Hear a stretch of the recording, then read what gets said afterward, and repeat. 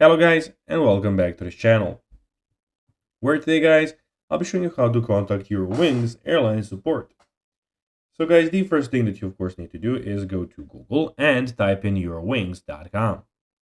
After that, you just need to go and log into your profile or register to Eurowings if you haven't already done that, of course.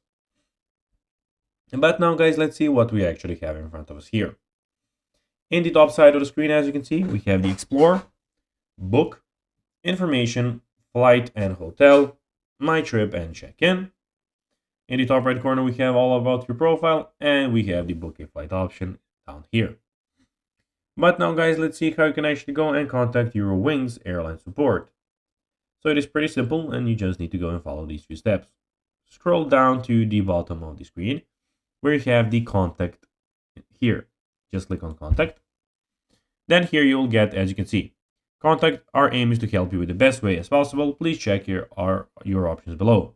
You have check-in now, view flight status, baggage information, manage booking, and read the frequently asked questions, where you can go and of course check out the information of some people that already had some similar problems to you. So you have the most popular, frequently asked by topic, and of course that is how you can go and of course you have all the contact forms here where you can go and ask them for help.